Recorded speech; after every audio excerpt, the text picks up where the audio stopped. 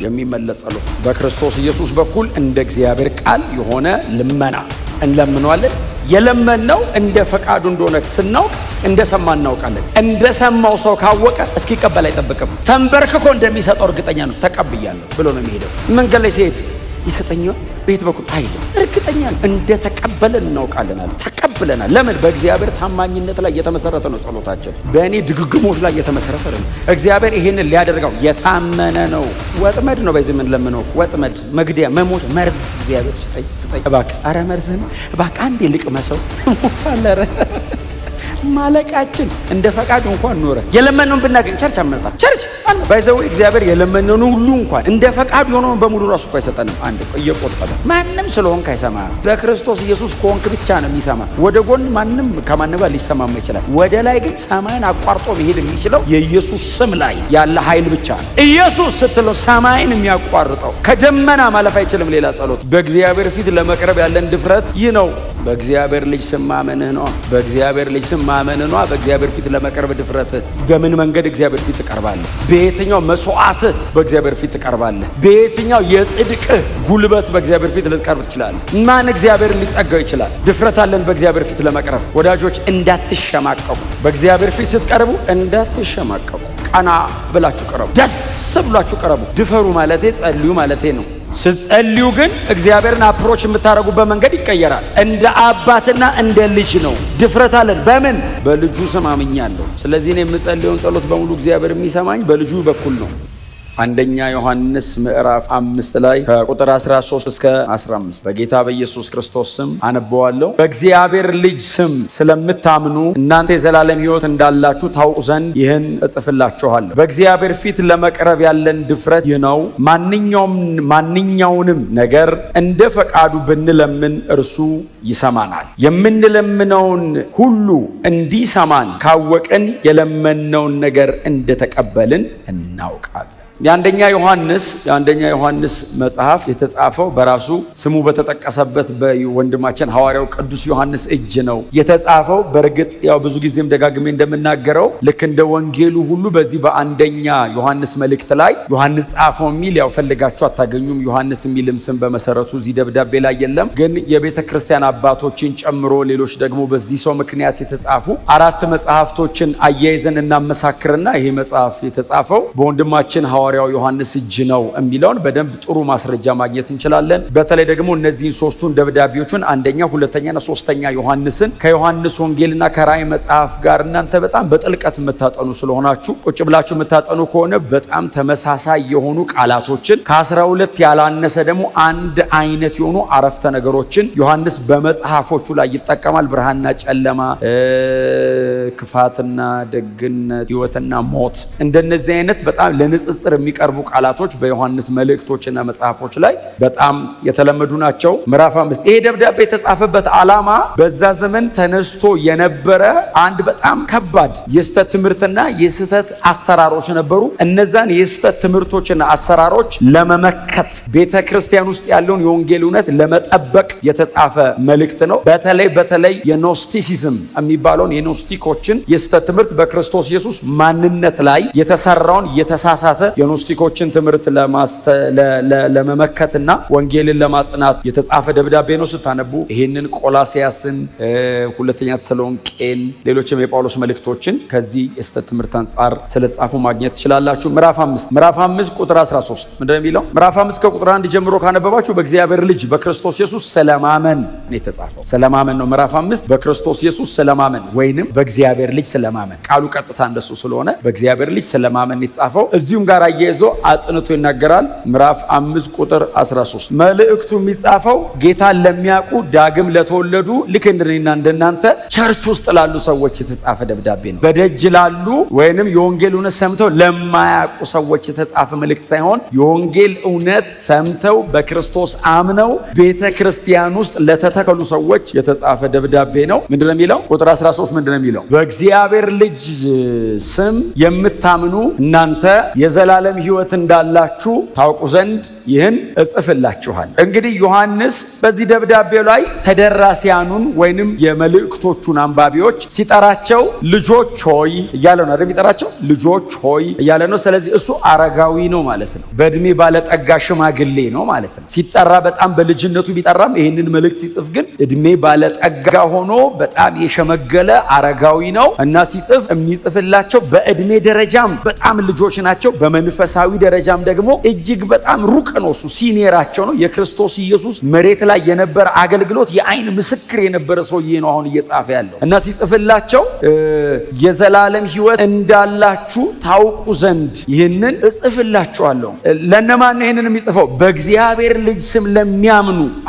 ይሄ እኮ ነው አይደል እዚህ ቤት የቀላቀለን፣ ይሄ ነው እዚህ ቤት ያመጣን። በእግዚአብሔር ልጅ ስም ስለምታምኑ አለ። በእግዚአብሔር ልጅ ስም ስለምታምኑ፣ በክርስቶስ ኢየሱስ ስም ስለምታምኑ የዘላለም ሕይወት እንዳላችሁ ታውቁ ዘንድ ይህንን እጽፍላችኋለሁ። ክብር ለኢየሱስ ይሁን። በጣም እድለኛና የተመሰገነ ሐዋርያ ነው። እየጻፈ ያለው መልእክት የእግዚአብሔር ዘላለማዊውን እቅድ ነው እየጻፈ ያለው። የዘላለም ሕይወት አላችሁ እያለ ነው እየጻፈ ያለው። ለነማ ሲል በእግዚአብሔር ልጅ ስም ለምታምኑ ለናንተ። በጣም በብዙ ስደት ውስጥ ነው ያሉት ቸርቾቹ። በወንጌል አምነው በክርስቶስ ኢየሱስ በመዳናቸው ምክንያት በጣም ስደት ውስጥ ነው ያሉት። በጣም እየተሰቃዩ ነው ያሉት። ያገኛቸው በሙሉ ሊገላቸው ነው የሚፈልገው። ዮሐንስ እንደዚህ ያለ የዘላለም ሕይወት አላችሁ። መሬት ላይ በጣም የሴኩሪቲ ጥያቄ አለባቸው። አሁን ነገ መጥተው ቢገሉኝስ? አሁን ቢያጠፉኝስ? ድንገት እኔ አሁን በክርስቶስ ኢየሱስ አምኛለሁ ብዬ ትርፌ ምንድን ነው? በእግዚአብሔር ልጅ ስም የምታምኑ ሆይ አቤት ይላል ጉባኤው። አሁን አንባቢው ቆሞ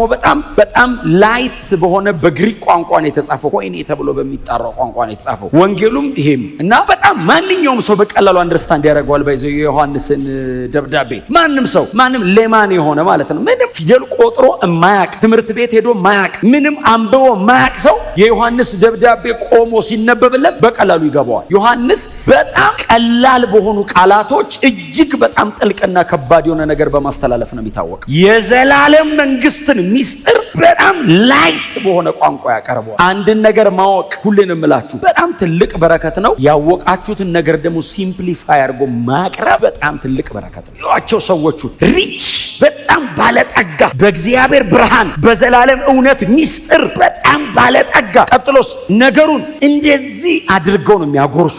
ማንም ሰው ይበላል ከእጃቸው። ሲጀመር እነሱን ራሱ ኢየሱስ ያስረዳበት መንገድ አስቡት። ኢየሱስ ምን ያህል ያውቃል ይባላል። እንደ ኢየሱስ ሁሉን እኮ ነው የሚያውቀው። እኛ ሁሉን ማወቅ አናቅም፣ ሁሉንም የሚያውቅ አናቅም። ሁሉን አናቅም፣ ሁሉን የሚያውቅም አታውቁም ከእግዚአብሔር ውጭ። ሁሉን ማወቅ ራሱ ምን ማለት እንደሆነ አናቅም። ሁሉ ራሱ ከሆነ ነገር እስከሆነ ነገር ነኛ። ኢየሱስ ሁሉን ያውቃል። የሁሉ ምንጭ ነው። ምንም ከተገኘ ከሱን የተገኘው ፈጣሪ ነው። ያንን የሚያክል ግዙፍ አምላክ አሳ አጥማጅና ቀራጭ ሰብስቦ አስረዳ፣ ገባቸው። ሲምፕሊፋይ ባይ ዘ ዌይ ሲምፕል ሜሴጅ ኢዝ ኦልዌይስ ታፍ። ነገርን ሲምፕሊፋይ ስታደርገው ሰው አቀለልካት እሺ ነገር ምንድናት ይላል። በጣም ሰው ደስ የሚለው ካልገባው ነው። ወሰብሰብ ሲል ያደንቃል።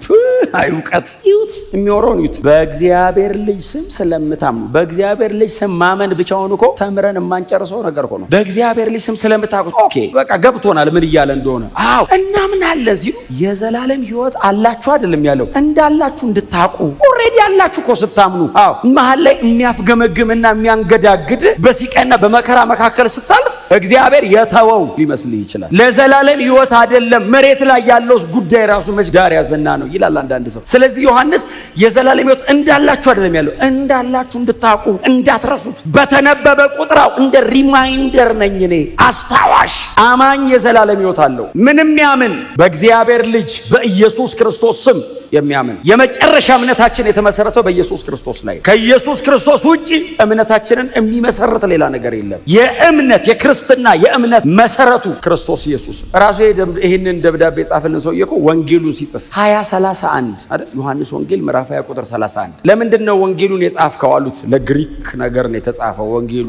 ወንጌል ለግሪኮች ነው እና በጣም እንትን ነው ይሄ። አሁን ለምሳሌ አስረድተ እምቢ ካለ አንድ ሰው በተለይ ደግሞ ትንሽ እንትነኝ ካለ ይሄ የእውቀት ሰው ነኝ ካለ ዮሐንስ ወንጌልን ጋብዘው ዝም ብለህ እስቲ አንብበውና እንገናኝ በለው። በታትኖት አፍርሶት አብኩቶት ገንብቶት በጌታ አድርጎ ይሰጣል። የሰውን ይሄ በእግዚአብሔር ዕውቀት ላይ የሚነሳ የሰው ሐሳብ የሚባለው ለመምታት ነው የተጻፈው ዮሐንስ ወንጌል አይደል? ከዘላለም ነው ታሪክ ውስጥ የሚመጣው ዮሐንስ ከጊዜ ውጪ ዘላለም ውስጥ ከታሪክ ውጪ የሆነ ነገር ውስጥ መጥቶ ጊዜና ታሪክ መካከል ይከቷል ወንጌል። በጣም ባይዘው ለግሪካውያኑ በጣም ቻሌንጂንግ ነው። ክብር ለኢየሱስ ይሁን። ለምንድን ነው ይሄንን ሁሉ ነገር የጻፍከው ኢየሱስ ክርስቶስ ላይ? ይሄንን የሚያክል ማብራሪያ አንተ እንደ ሉቃስ የተማሩትን ትምህርት እንደ ማቴዎስ ንግስናውን እንደ ማርቆስ ተአምራት አጽፈህ ራሱን ኢየሱስን ትጽፈዋለህ እንዴ? የዮሐንስ ወንጌል ኢየሱስ ላይ የተሰራ ማብራሪያ ነው። በኢየሱስ የተሰራ ስራ ላይ አይደለም ዮሐንስ የተጻፈው፣ ራሱን ኢየሱስን ነው ኤክስፖዝ ያደረገው። ኤክስፖዚሽኑ ኢየሱስ ላይ ነው። ኢየሱስን ነው እንደዚህ የበተነው፣ ፍልቅቅ አደረገው። ለምንድን ነው ይሄንን ሁሉ የጻፍከው ሲሉት ምንድን ነው የሚለው? ዮሐንስ 20:31 እንድታነቡት። ለምን ተጻፈ? እርሱ ክርስቶስ ኢየሱስ የእግዚአብሔር ልጅ እንደሆነ ታምኑ ዘንድ አምናችሁ በስሙ ሕይወት ይሆንላችሁ ዘንድ ይህ ተጽፏል። በስሙ አምናችሁ በስሙ የዘላለም ሕይወት እንዲሆንላችሁ ይህ ተጽፏል። በእግዚአብሔር ልጅ ስም የምታምኑ የዘላለም ሕይወት እንዳላችሁ ታውቁ ዘንድ ይህን ጽፍላችኋል። ስለዚህ ዮሐንስ ወንጌል በሙሉ የተጻፈው ሰው ልክ የዮሐንስ ወንጌልን ሲያነብ ኢየሱስ ክርስቶስ የእግዚአብሔር ልጅ ነው ይላል። የዮሐንስ ወንጌል ቲሙ እሱ ነው። ኢየሱስ ክርስቶስ የእግዚአብሔር ልጅ ነው ይልና ዋው ኢየሱስ የእግዚአብሔር ልጅ ነው ብቻ ብሎ አይሄድም። አምኖ በስሙ የዘላለም ሕይወት ይሆንልህ። አስደንቆ አይለቅም፣ አንቆ ይዞ ክርስቲያን ያደርጋል። ወንጌል ደግሞ እንደሱ ሲሆን ነው ልክ ዋው ብለህ ጭንቅላት ላይ ፕሮሰስ አድርገህ ተደንቀ ከሄድክ ገና ነው። እንደ ኤማውስ መንገደኞች ነህ፣ እየተደነከ ነው። ክሮስ ማድረግ አለበት ወንጌል፣ አቅጣጫ ማስቀየር አለበት። አንተ አማኝ ክርስቲያን ማድረግ አለበት። በእግዚአብሔር ልጅ ስም ለምታምኑ ለእናንተ የዘላለም ሕይወት እንዳላችሁ ታውቁ ዘንድ ይህን እጽፍላቸዋል። ምንድነው የሚጽፍላቸው? ኦልሬዲ የዘላለም ሕይወት አላቸው። የሚቀጥለው ቁጥር ምን እንደሚለው በእግዚአብሔር ፊት ለመቅረብ አይደል ያለን ድፍረት ይህ ነው። በእግዚአብሔር ፊት ለመቅረብ ያለን ድፍረት። ሰው በእግዚአብሔር ፊት ለመቅረብ ያለው ድፍረት ምንድን ነው? አሁን ሁሉም ሰው ሲጸልይ፣ ሲማር፣ የተለያየ ነገር ሲያደርግ በእግዚአብሔር ፊት ለመቅረብ ይቀርባል። በእግዚአብሔር ፊት ምንድን ነው ድፍረት? በእግዚአብሔር ፊት ለመቅረብ ያለን ድፍረት ይህ ነው። በእግዚአብሔር ልጅ ስም ማመንህ ነው። በእግዚአብሔር ልጅ ስም ማመንህ ነው። በእግዚአብሔር ፊት ለመቅረብ ድፍረት። በምን መንገድ እግዚአብሔር ፊት ትቀርባለህ? በየትኛው መስዋዕትህ በእግዚአብሔር ፊት ትቀርባለህ? በየትኛው የጽድቅህ ጉልበት በእግዚአብሔር ፊት ልትቀርብ ትችላለህ? ማን እግዚአብሔርን ሊጠጋው ይችላል? ድፍረት አለን በእግዚአብሔር ፊት ለመቅረብ። ወዳጆች እንዳትሸማቀቁ፣ በእግዚአብሔር ፊት ስትቀርቡ እንዳትሸማቀቁ። ቀና ብላችሁ ቀረቡ፣ ደስ ብላችሁ ቀረቡ። የሚቀጥሉትን ነገሮች በሙሉ ከእግዚአብሔር እንደምትቀበሉ እርግጠኛ ሆናችሁ ቀረቡ። ድፍረት ማለት እሱ ነው። ድፍረት ማለት ደፋርነት አይደል፣ በክርስቶስ ኢየሱስ የተገኘ መብት ማለት እንጂ ደፋር መሆን ማለት ነው። እንዴት ትርጉሙ ሲጀመር እግዚአብሔር ፊት ደፋር ይኮናል እንዴስ? ለመድፈርስ የሚሆን ግራውንድ አለ እንዴ? በእግዚአብሔር ፊት ግራውንድ የለም። ባይዘው ሰው እግዚአብሔርን ካላወቀው ነው እንጂ ካወቀው መብት አለ እየተባለ ራሱ ይፈራል። እንኳን እንዲዘውል ይል ስብስብ አድርጎ ያስገባን እኮ የኢየሱስ ስም ነው። እስቲ ጮክ በሉና ኢየሱስ በሉት። እስቲ ኢየሱስ ድገሙና እስቲ ኢየሱስ በሉት። በእግዚአብሔር ፊት ለመቅረብ ያለን ድፍረት ይህ ነው። ዋው! በእግዚአብሔር ፊት መቅረብ ተችሏል። ኑ አለ እግዚአብሔር። እነማንን? በልጁ ስም የሚያምኑትን የዘላለም ሕይወት የሰጣቸውን። ኑ ወደ እኔ ግቡ፣ ጠይቁኝ፣ ለምኑኝ፣ ንጉሥ ነኝ፣ ሁሉ አለኝ፣ ጠይቁኝ። እግዚአብሔር ዝም ብሎ ኑ አይደለም ያለ፣ ኤክስፔሪየንስ አርጉ ከኔ ጋር መኖርን። ዝም ብሎ ገባው ለማለት አይደለም። ኤክስፔሪየንስ አርጉ፣ ጠይቁ፣ ለምኑ፣ እጄንዩ፣ ፊቴንዩ፣ ተጠጉኝ። ሃሌሉያ! ዋው! ማንም ሊሰጠኝ አይችልም። በክርስቶስ ኢየሱስ በማመኔ ያገኘሁትን ነገር እኔም ላገኘው አልችልም። እንዲሁ እግዚአብሔር በክርስቶስ ኢየሱስ ስም በማመኔ ነው የሰጠኝ። በእግዚአብሔር ልጅ ስም አምናለሁ ብሎ ኦፍኮርስ ጠሌ ምንድን ነው የምጨቀጭቀን? በኢየሱስ ማመን። ስሙን ደግሞ አንድ ቀን እንማራለን። የኢየሱስን ስም፣ የእግዚአብሔርን ስም፣ ስሞች አይደለም ስም እንትን ተብሎ የተጠራበትን ስም ደኔም ስሙን ስምህን ገልጬላችኋለሁ እኮ ነው ያለው ኢየሱስ። ምን አስተማርካቸው ይህን ሁሉ ጊዜ? ስምህን፣ የእግዚአብሔርን ስም ነው ኢየሱስ ያብራራ የኖረው። የእግዚአብሔር ስም ስምህን የገለጥኩላቸው፣ የዘላለም ሕይወት በዚህ አላቸው አለ ኢየሱስ። እስቲ አሜን በሏ። ስምህን አብን በአካል አይተው ታያቁመው ስሙን ኢየሱስ አብራራላቸው። በእግዚአብሔር ልጅ ኢየሱስ የእግዚአብሔር ልጅ ነው የሚል ትምህርት አለው ውስጡ። የእምነታችን መሰረት ያደ ጴጥሮስ ማቴዎስ ወንጌል ምዕራፍ 16 ቁጥር 16 ላይ እኔ ማን ነኝ ሲል አንተ ክርስቶስ ይኸው እግዚአብሔር ልጅ ነህ አለው። የእግዚአብሔር ልጅ ነው ኢየሱስ። የእምነት መሰረት ነው ይሄ። በእግዚአብሔር ልጅ ስም ስለምታምኑ ፋውንዴሽናል የዘላለም ሕይወት አላችሁ እወቁ። አሜን ሲሉ በእግዚአብሔር ፊት ለመቅረብ ድፍረታችን ይሄ። አየህ የሚሸማቀቅ አለ ቸርች ያቀተዋል። እንዴት አድርጌ ነው በእግዚአብሔር ፊት ሆነ መቀረብ?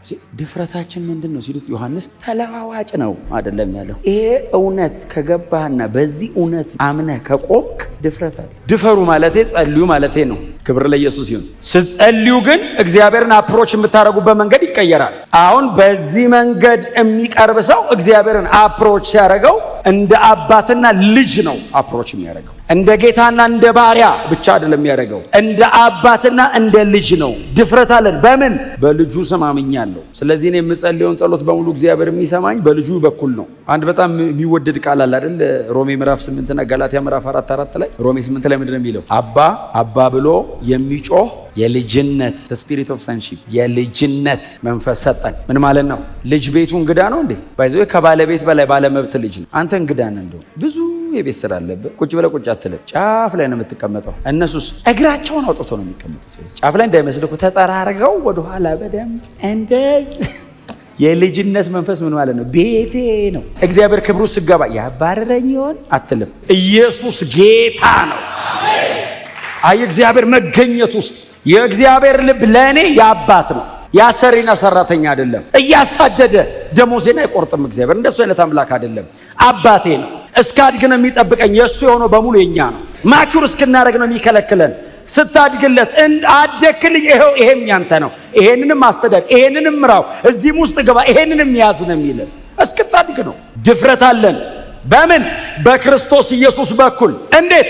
አባ አባት ብሎ የሚጮህ የልጅነት መንፈስ ነው የተሰጠን። እውቀት ብቻ አይደለም፣ መንፈስ።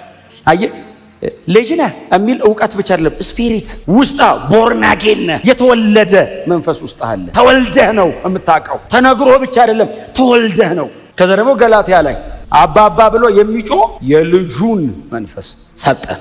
የልጅነት ሰጠኝ። ቀጥሎ የልጁ ምን ማለት ነው? ኢየሱስ አባ ያለበት ማለት ነው። አሁን አንተ ቆመ አባት ሆይ ስትል ኢየሱስ ባለበት መጠን ነው የሚሰማ። ኢየሱስን እንደሚሰማው ነው የሚሰማ። ስለዚህ ስትጸልዩ አቀራረባችሁን ቀይሩ።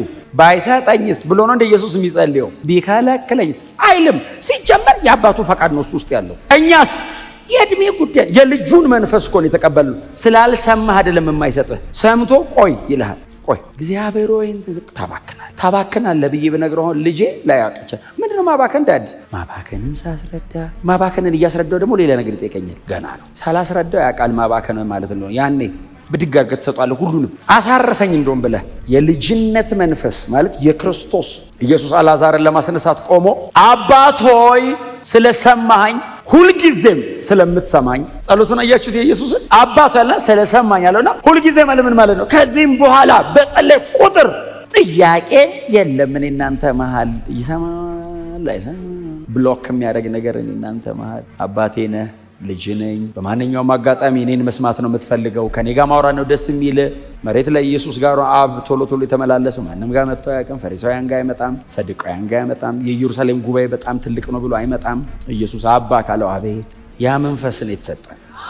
አባ ስትል አቤት። እኛን ማዋራት ነው ደስ የሚለው። ያንተን ፊት ማየት ነው ደስ የሚለው። እስቲ አሜን በሏ።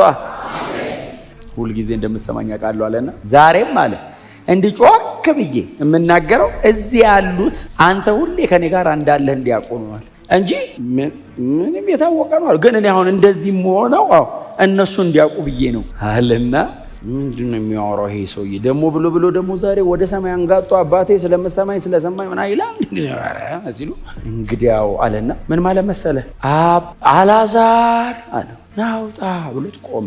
የሄደችውን መለሰለት ማለት ነው። አባቱ እንደምትሰማኝ መልሳት አልዓዛር ኢየሱስ በዚህ ጋር አባቱ ይመልስ ሲል አብ እዛ መቃብር ውስጥ መልሶት አልዓዛር ናውጣ ሲል እየዘለለ ሲወጣ ሰው ዋው አይደለም ይሉት አባቱ ሰማው። የአባትና የልጅ ህብረት መሃል የተፈጠረ ተአምር ነው። ጮክ ብሎ ይሰማኛል ብሎ ይሄ መብት በጌታ በመሆን ብቻ ነው የሚገኘው። ማንም ስለሆንክ አይሰማህም። በክርስቶስ ኢየሱስ ከሆንክ ብቻ ነው የሚሰማ። ወደ ጎን ማንም ከማንም ጋር ሊሰማማ ይችላል። ወደ ላይ ግን ሰማይን አቋርጦ መሄድ የሚችለው የኢየሱስ ስም ላይ ያለ ኃይል ብቻ ነው። ኢየሱስ ስትለው ሰማይን የሚያቋርጠው ከደመና ማለፍ አይችልም። ሌላ ጸሎት ከምታየው ከዚህ ከተጠራቀመው አየር ከዚህ ከስካይ ማለት ሄቨንስ መግባት የሚችለው የኢየሱስ ስም የተጣበቀበት ጉዳይ ብቻ። መናፍስት ታንቆ ያስቀምጥባል። ይሄ የፋርስ አለቃ ምናምን አርኮን አለ ይት ዞርልኝ ነው የምትጸልይ ናንጆ ወደኔ እኔ ያለሁልህ ወደ እኛ ኢየሱስን ግንጥል ያደርገው ሃሌሉያ። እና ድፍረት አለ። ምንድነው ድፍረታችን? በእግዚአብሔር ልጅ ስም እናምናለና በኢየሱስ ስም አምናለሁ። የኢየሱስ ስም ላይ ያለ እምነት አጋንንት ማባረሪያና ተአምር ማድረጊያ ብቻ አይደለም፣ በእግዚአብሔር ፊት ለመቅረብ ድፍረትም ነው። እግዚአብሔርን የተቀበለኝ በኢየሱስ ስም ነው። ስሙ ለዘላለም የተመሰገነ ይሁን። እዚሁ ምዕራፍ 5 ላይ አንድ ቁጥር ላንብብላችሁ እስቲ። ቁጥር 10 ላይ ላንብብላችሁ። በእግዚአብሔር ልጅ እዚሁ አንደኛ ዮሐንስ ምዕራፍ 5 በእግዚአብሔር ልጅ የሚያምን ሁሉ በልቡ ምስክር አለው። በእግዚአብሔር ልጅ የሚያምን ሁሉ ማምንስ ምስክር የለውም። በእግዚአብሔር ልጅ የሚያምን ሁሉ ምስክር አለው ይልና ማንም እግዚአብሔርን የማያምን ሁሉ እግዚአብሔርን ስለ ልጁ የሰጠው ምስክርነት ስላላመነ ሐሰተኛ አድርጎታል። አሁን አላምንም ሲል ሰው ምን እያለ እንደተጠቃል? እግዚአብሔርን ውሸታም እያለው ነው። እግዚአብሔር ስለ ልጁ የመሰከረው ምስክርነት አልተቀበለም። እግዚአብሔር ነው ስለ ኢየሱስ የመሰከረው። አላምንም ሲል ሰው እግዚአብሔርን ውሸታም ነህ አልቀበለም። እግዚአብሔርን ውሸታም ያለ ሰው የራሱ ምን እንደሚሆን አላውቅም። በኢየሱስ አላምንም ስትል እግዚአብሔር ነው መስካሪ። ልጄ ነው አለ። በእርሱ ደስ የሚለኝ የምወደው ልጄ አለ። አላምንም ስትል ውሸታም አብ ከሰማይ ነው ውሸታም። እኔ በኢየሱስ አላምንም ነው ያልኩት እና እኔን እንጂ ቆመን ያልኩ የዘላለም ሕይወት አለ በሱ በኩል ነው። አላምን ስል የዘላለም ሕይወት አለ የምለው እየዋሸው ነው ውሸታም ነው የምትለኝ እኔ ሰው ስለማይሰማ ጆሮ ስለተያዘ አይኑ ስለተያዘ አይምሮ ስለተዘጋበት እንጂ የማያምኑትን ምናን ስላሳወረ እንጂ ሰው ቢሰማ አላምን ስትል ውሸታም ከሰማይ እንዴ እግዚአብሔርን ውሸታም ይላል እንዴ? አብስ ቆይ እድል ስጠው ታው እንዳትነካው። ሰባ ይኖር የለ እንደ መሬት ላይ ሰባዋን ይታገል። እኔ በዚህ በኩል እከሌን በዚህ በኩል እከሌን በዚህ በኩል የሆነ ቸርች በዚህ በኩል መንገድ ላይ የሆነ ወንጌል የሚሰብክ በዚህ በኩል የሆነ ቦታ ላይ ቁጭ ሲል እነግረዋለሁ፣ እኔ ጨቀጭቀዋለሁ፣ እነዘንዘዋለሁ፣ መንፈስ ቅዱስ እንዲወቅሰው አደርጋለሁ። ከዛ እንደዛ አላምንም ብሎ ያለ ሰው የሆነ ቀን ቸርች አጠገብ ቆሞ አምሮብናል በቤት አሁን ቀደም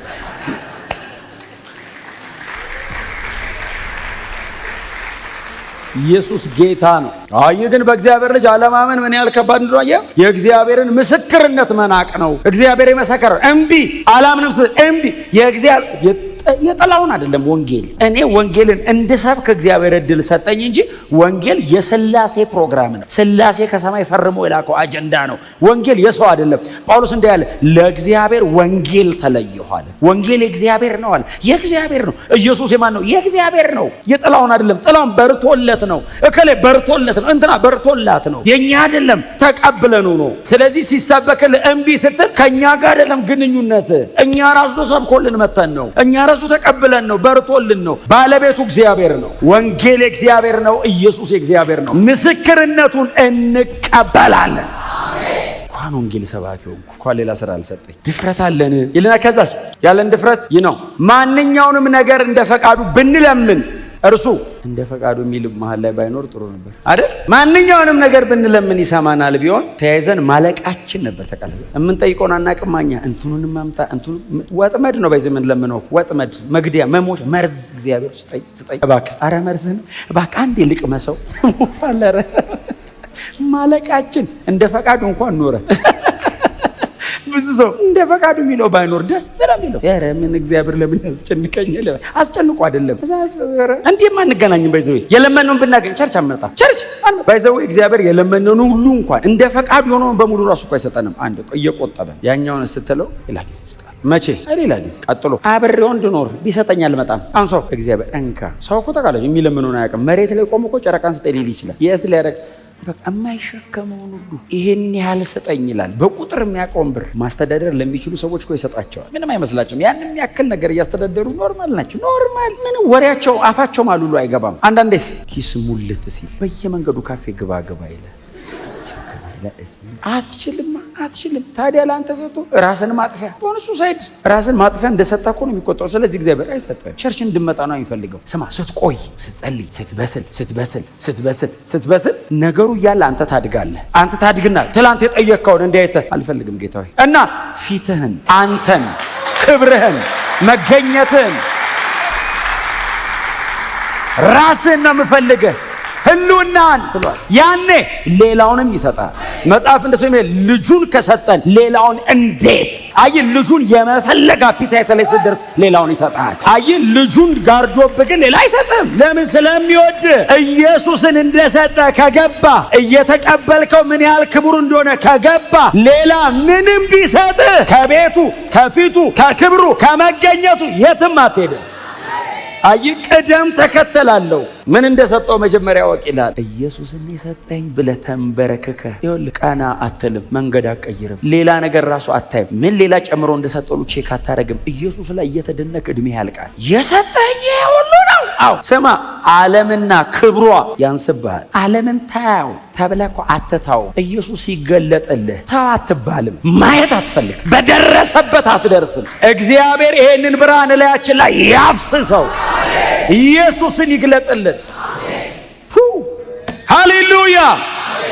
ያኔ ልመና ይቀየራል፣ ምስጋና ይበዛል። እንትነርግ ብዙ አትልም። ተመስገን። እኔ አንድ በጣም የሚደንቀኝ የነ ጳውሎስ ይሄ ፊልጵስዩስ ከተማ ሐዋርያት 16 እስር ቤት እንደው እኛ እኮ በመዝሙርም በምንም እኮ ስለዘመር ነውና በጣም ብዙ ጊዜ አገልጋዮቻችን ስለነገሩኝ ኖርማል ነው እንዴ? እግር በእግር ብረት ተጠረቁ፣ እጅ በሰንሰለት ተጠረቁ፣ ሲገረፉ ውለው ቁስል በቁስል ሆነው ጨለማ ቤት ውስጥ ኩራዝ የለ እንዲህ ታስረው ጳውሎስና ሲላስ አይደል ቢለው እንደዚህ መሀል ላይ ግንድ አለ፣ እንዲህ ነው የሚጠርቋቸው። እግራቸውን ደግሞ እግር ብረት አለ። ቁስሉ ላይ ነው ባይዘው የሚያጋድሙት። ዝም ብሎ ባዶ ላይ ቢቀመጥ ያማል እንኳን ቆስለ እዛ ውስጥ ሆነው ጨለማ ነው ቁስ። እኔ መቼስ እምላችሁ እግዚአብሔር ሆይ አትፈርድም ወይ ቢሉ ትክክል ነው። ማመስገናቸው ሞር አድቫንስ። ይሄ ክርስትና እንዲህ ተጠርቀው እግዚአብሔርን በዜማ ሲለምኑ ነው እንደሚለው ይዘምሩ። እግዚአብሔር አመሰገናችሁ። በሳሎች ነው እንዴ? ዋናቸው ክርስቶስ ነው። ዋናቸው መዳናቸው ነው። ዋናቸው እግዚአብሔር ነው። ሌላውን ጨምሮ ሰጣቸው። እነሱ ከመፈታት ጋር ከእስር ቤት መፍረስ ጋር ከምናምን ጋር ይፈርሳል ብለውም አይደለም የሚዘምሩት። ዝም ብለው ነው የሚዘምሩት። ይፍረስ አይፍረስ የራሱ ጉዳይ ነው። ይግደሏቸው፣ ልቀቋቸው፣ የእነሱ ቢዝነስ አይደለም። እግዚአብሔር ወንጌል እንዲቀጥል ከፈለገ ያስለቅቃል። ጨረሳቸዋል ካለን ደግሞ በዚህ እንሂድ። ሰዎች ሰማይ ከሄድንም ያው እዛው ምስጋና መቀጠላችን አይቀርም እዚቹን ጀምራት ብለው በጣም ሲያሰቃዩቸው ባይዘው ወደ ሞጣጋ ሲሉ መሄዴ ነው የሚሉት። የረዛ ሰማይ ፊት ለፊት ናፍቆኝ ነበር። እንደውም ላይ ሆኖ ሰይጣንን ተስፋ የሚያስቆርጡት እኮ በስለው ነው። በስለው ስትል ሰይጣን ራሱ ግራ ይገባዋል። የሚለምነው ነገር ይሄ ሰውዬ ሰይጣን እጅ ላይ ያለ ነገር አለምንም። እግዚአብሔርን ራሱን ለምነው። እግዚአብሔር ደግሞ ሰይጣን ጋር የለም። ገንዘብ ሰይጣን ጋር ሊኖር ይችላል። የሆነ ነገር ሰይጣን ጋር፣ ዝና ሰይጣን ጋር ሊኖር፣ ምንም ነገር ሊኖር ይችላል። ባይዘና ማኒፑሌት ሊያደርግ ይችላል። እግዚአብሔር ወይ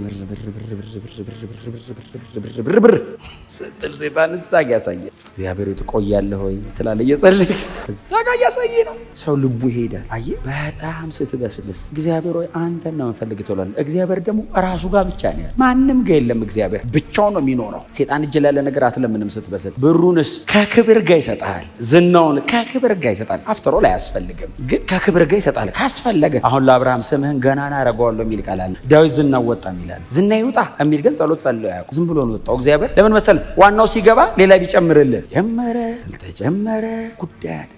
ስለዚህ ምንድነው የሚለው? ጸሎቱ ምንድነው የሚለው? እንደ በጎ ፈቃዱ ምትባን ጨምረን እንድናነባት ማንኛውንም ነገር እንደ ፈቃዱ የትኛውን ማንኛውንም ምንድነው ራሱ ማንኛውንም። ስለዚህ ስትጸልይ ማንኛውንም ጸሎት ስትጸልይ እንደ ፈቃዱ። ስለዚህ እግዚአብሔር ለሰው ማንኛውንም ነገር መስጠት ፈቃደኛ ነው። ማንኛውንም ነገር መስጠት ይችላል። አሁን የሆነ ሰው ስትለምነው የሆነ ነገር ነው ያለው፣ የሆነ ነገር የለውም። እግዚአብሔር ሁሉ አለው። መዝገብ ቤት ውስጥ እግዚአብሔር ምንም አለው። መጣና ያማነው ስሙ አይኔን አብራልኝ ያለው ሮጦ ተከተለው ዝም በል ያሉት ጤሚዮስ አይደል? ጤሚዮስ በርጤሌሚዮስ ከናባቱ ነው ባይዘው። በር ያባቱ ስም ነው ባይዘው። ጤሚዮስ ነው የሰውየው ስም። ጤሚዮስ አባትየው በር ነው ስሙ። እኔ አያትየው ምን ብሎ እንደወጡለት አላውቅም። ሌላ ትርጉም ነው። ምክንያቱም በር በትክክለኛ ቋንቋ ድሮሞስ መሰለኝ በር የግሪክ ቋንቋ ግን ሊትራሊ በር መሰለኝ የሳቸው ስም። ከዛ እሱ ትዝ ይላቸዋል። ማንም ያልፈው ሲል የናዝሬቱ ኢየሱስ አሉት አለ። የናዝሬቱ ኢየሱስ የናዝሬቱ ኢየሱስ ነው እንዴ ያለው? የዳዊት ልጅ ብሎ ኢየሱስ ሆይ ስሙ ላይ ያለ አይደል? የዳዊት ልጅ ኢየሱስ ሆይ ማረኝ ብሎ ሲጮህ ደስ ይሉኛል ሰዎች። ባይዘ ዝም በል ያሉት ዝም በል ሲሉት አብዝቶ ለምን መሰለ ኢየሱስ ካለፈው ሰዎቹ በተመላላሽ ሳንቲም ነው የሚሰጡት። ኢየሱስ መለስ ካለስ ቋሚ ነገር ነው የሚሰጠው። እዚህ መጽሐፍ እንዴ ኢየሱስም ቆመ የሚል ቃል ቆመ። ህዝብ በጣም ብዙ ሰው ነው። ከአዲሱ ኢያሪኮ ከአሮጌው ወደ አዲሱ ኢያሪኮ እየሄዱ ነው። በጣም ግርግር ነው። ማን ነው የሚጠራኝ? የዳዊት ልጅ አለ። ያ ሁሉ ሰው ሲከተል የዳዊት ልጅ ብሎ ታያቀም። ሲማሩ ከርሞ የናዝሬቱ ኢየሱስ ነው የሚሉት። ተምሮ ያቀም የናዝሬቱ ኢየሱስ አሬ ዳዊት ልጅ ነው የሰውዬ ኦሪጂናል ያገኘው ታውቃለህ። በአንድ በኩል አለማየቱ ጠቀመው። በአካል ቢያዩ አይለውም። በአካል አይመስልም። ባይዘው የውስጡ በርቶ ነው አይደል? በአካል እኮ አይተውት እኮ ነው ይመስለው ብለው እኮ የተታለሉት አናቀም እንደ ያሉት እዛ ሰፈር ውስጥ እስ አይቶታ ውስጡ ነው ብርሃን አዚ ጥሩ መጣ ጌታ ኢየሱስ ምን አደርግልህ ዘንድ ትወዳለህ ይባላል እንዴ? እንትን አለኝ የቱን ልስጥህ ነው የሚባለው። ኢየሱስ ሁሉ አለኝ አለው። ለምን የጠራው የዳዊት ልጅ ብሎ ነው። ንጉስ ነህ ነው፣ ሮያል ላይን ላይ ነው ያለውና መሲህ ነህ አለው። ንጉስ ሁሉ አለ አለው። አጠራሩ ነው ባይዘው ኢየሱስ እንዲጠይቀው ያደረገው። ሰውየው ሲጠራው የዳዊት ልጅ ማለት ሮያል መሲህ አንተ ነህ አለው። እምንጠብቅ አዳኛችን ንጉሳችን መሲህ ሁሉ ያለ ፈጣሪ ነህ እኮ ነው አጠራሩ። የዳዊት ልጅ ሲል ዳዊት መስመር ላይ ነህ ማለት ብቻ አይደለም። እምትጠብቀው መሲህ አንተ ነህ፣ የእግዚአብሔር ልጅ ነህ ሲለው ምን ላድርግልህ በዚህ ስም ጠርተኸኝ መቼ ምን ላድርግ ሲል አይን ስጠኛል። ማሳከሚያ ነው የሚለመነው። በርጠለሜዎስ ማሳከሚያ አይደለም የሚለመነው አይኔን ሲለው ጌታስ ፍጥነቱ ትንሽ ቢያታገለው ጥሩ ነበር፣ ይመቸል ነበር ለኛ ቢጓተት። አይ ዘንድ ሲለው ሲለው አየም። ቀጥሎስ ደግሞ በአንድ አረፍተ ነገር እኮ ነው ያለቀው ሁሉ ነገር። አየም ቀጥሎ አይኑ ልክ እንደበራ ኢየሱስን አየው፣ ተከተለውም የሚል ቃል አለው። ቀጥሎ ክብር ለስሙ ይሁን። ሁሉ አለው፣ ከሁሉ ውስጥ ግን የሚሰጥ እንደ ፈቃዱ። አይ እግዚአብሔር ፈቃድ አለው። መስጠት ሲያይህ ያውቃል ምን ጋር እንዳለ ስታተስህን ብስለትን ምን ቢሰጥ ምን እንደመጣ ስለሚያውቅ እንደ ፈቃዱ እግዚአብሔር ሆይ ብለህ በክርስቶስ ኢየሱስ በኩል እንደ ቅዱስ ቃሉ ስትለምነው ይሰጣል።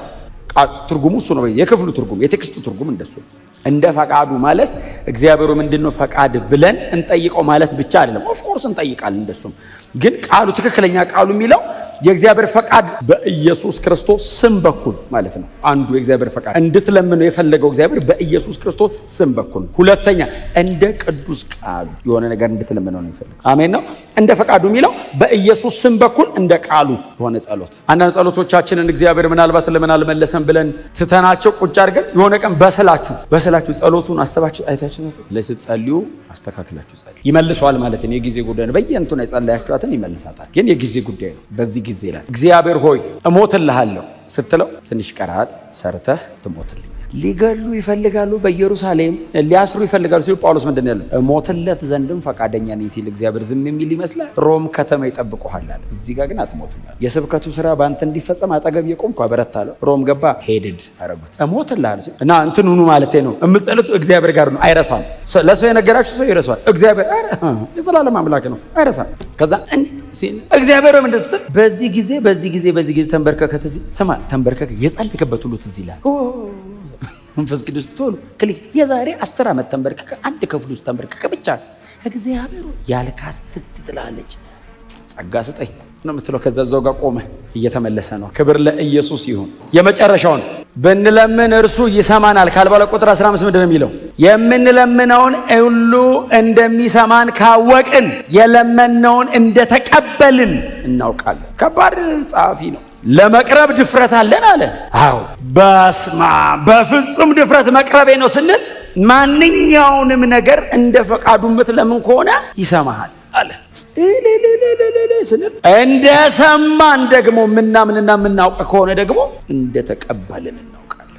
እንደ ፈቃዱ ከለመንክ ይሰጣል ማለት ነው። ትርጉሙ አያዘገየውም። የሚመለስ ጸሎት አሜን ነው። በክርስቶስ ኢየሱስ በኩል እንደ እግዚአብሔር ቃል የሆነ ልመና እንለምነዋለን።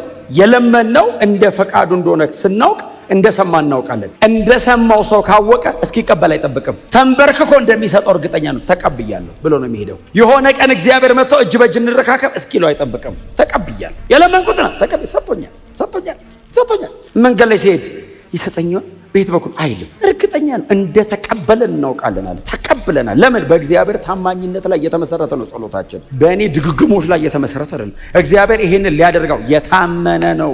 እንኳን እግዚአብሔር ይቅርና ጥሩ ሰዎችም የታመኑ ናቸው። እግዚአብሔር የታመነ ነው እና ተንበርክኬ እየጸለይኩ እንደ ፈቃዱ ነው የለመንኩት፣ ሰምቶኛል። እንደ ሰማኝ ሳቅ እንደተቀበልኩኝ ያውቃል። ስሙ ለዘላለም የተመሰገነ ይሁን። ይሄ ሁሉ ግን